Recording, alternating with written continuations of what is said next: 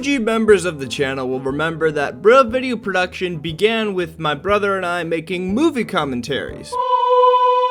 Begin with the end in mind, or else up your end, a bee will begin. Back for another video that we're doing in the AC/DC voice. Wow! Avatar: The Way of Water was the stupidest movie I've ever seen. You want to hurt me? Go right ahead if it makes you feel any better. You ready to feel old? The Hobbit: The Battle of the Five Armies is 10 years old this year. You stupid! Anyway, my criticism of is that there was no love story. As you can tell, we needed Jesus. And we still need Jesus. I took a 180-degree turn from movie commentary in the summer of 2024 to make videos about Christianity. But some of our old commentaries, like my brother's Interstellar commentary. Interstellar is one of the greatest films of all time, and no other movie will ever come close. Here's why. And my Lord of the Rings commentary. The Lord of the Rings is the greatest story ever written, and nothing will ever come close. Still get tons of views to this day for whatever reason. The opportunity for a crossover episode between two of my favorite topics, Christianity and movies, has presented itself, and I could not miss this opportunity. I began to notice Christian themes more and more often in the movies I watched, the more and more studying of Christ that I partook in. There is a reason that so many stories that have been told in the last 2,000 years borrow elements from the story of Christ. And here's Jordan Peterson explaining why. You cannot write a more tragic story. It's impossible, technically. Why? There was no death more painful than crucifixion. That's why the Romans invented it. That sucks. That's pain, man. Plus, you know it's coming. That's part of the story. Plus, your best friend betrayed you into it. Plus, your people turned against you. Plus, they're led by a tyrant who doubts truth. Plus, you're a victim of the Roman Empire. Plus, you're completely innocent. Plus, everybody knows it.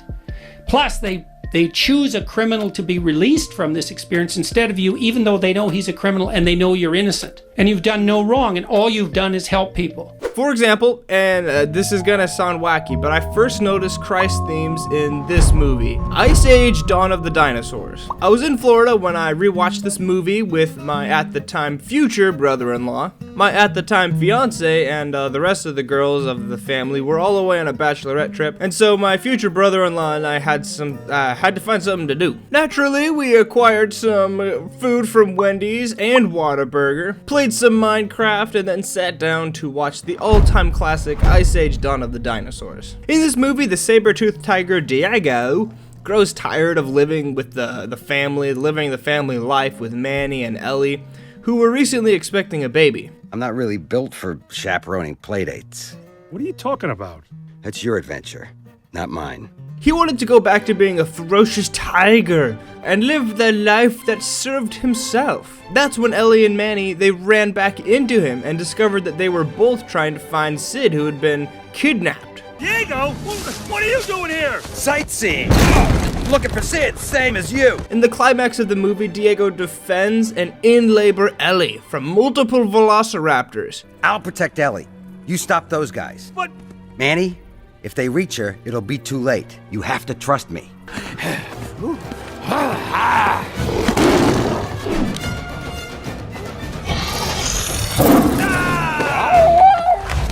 Christ says if anyone would come after me, he must first deny himself, take up his cross, and follow me. Diego realizes after defending Ellie from the velociraptors that his purpose was back in the herd, serving his family instead of serving himself. I know this baby makes three thing isn't for you, but whatever you decide to do. I'm not leaving, buddy. Life of adventure, it's right here. Just like Jesus said, Diego denied his desires and put his life on the line for someone else. In the end, serving others was better for Diego than serving himself. Jesus Christ sacrifices himself for all of humanity. And how often have you seen self-sacrifice in a movie? Marvel uses the absolute crap out of it. In Avengers, Iron Man sacrifices himself to save New York City but narrowly survives. Then in Avengers Endgame, he sacrifices himself to bring half of the population back, but this time doesn't survive. Iron Man. Thor sacrifices himself to save a small town in New Mexico. So take mine. Quicksilver sacrifices himself to save Hawkeye in Age of Ultron. You didn't see that coming. Black Widow sacrifices herself to save Hawkeye in Endgame.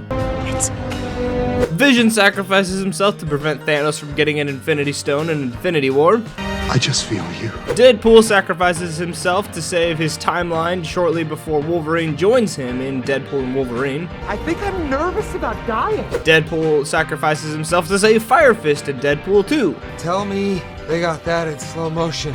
Captain America sacrifices himself to stop a nuke from hitting the city in the first Avenger. You're gonna need a rain check on that dance. And he sacrifices himself again in hopes that Bucky would come to his senses in the Winter Soldier. Because I'm with you to the end of the line.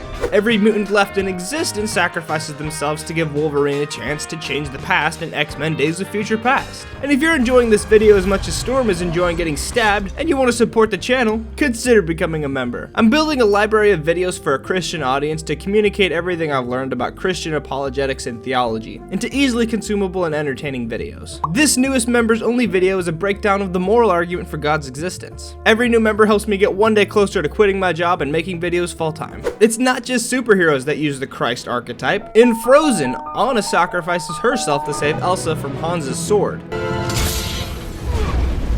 In Rogue One, the most underrated Star Wars movie in my opinion, literally every new character introduced sacrifices their lives to get the Death Star plans to the Rebel Alliance. In Freebirds, the dad turkey sacrifices himself for Jenny and Reggie. I'll always be with you. In Interstellar, Cooper sacrifices any hope of seeing his daughter again by going into space to find a new world. Don't let me leave, Merv! Hiccup in How to Train Your Dragon puts his life on the line to defeat a Giga Dragon and loses his foot in the process. Thank you for saving my son. Well, you know, most of them. The Lord of the Rings is unsurprisingly also stuffed with Christian themes, being written by devout Catholic J.R.R. Tolkien. In what is, in my opinion, the best scene of The Lord of the Rings, an entire army led by Aragorn marches on the Black Gate so that Frodo can have safe passage to Mount Doom. A fight that they don't have any chance of winning, and based on the uncertain idea that Frodo would even be able to make it to Mount Doom. For Frodo.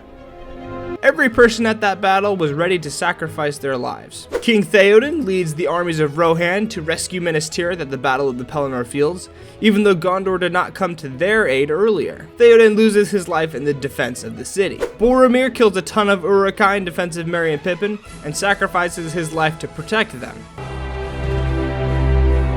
I can't think of any Christ-like virtues in Avatar, and that might be part of the reason why I think Avatar is crappy, overrated hippie trash. And I'm sure every denomination of Christian and all atheists alike will disagree with me on that and let me know in the comments. There is a reason that story writers use the medium of self-sacrifice in their stories. We love it. Nothing, in fact, could possibly make us feel more loved than if someone gave up everything they have to save your life. It's an idea that atheism cannot possibly get behind, although any atheist viewers are more than welcome to make a case in the comments. The story of Christ works on us in the same way that any other myth works on us, with one tremendous difference in that it really happened.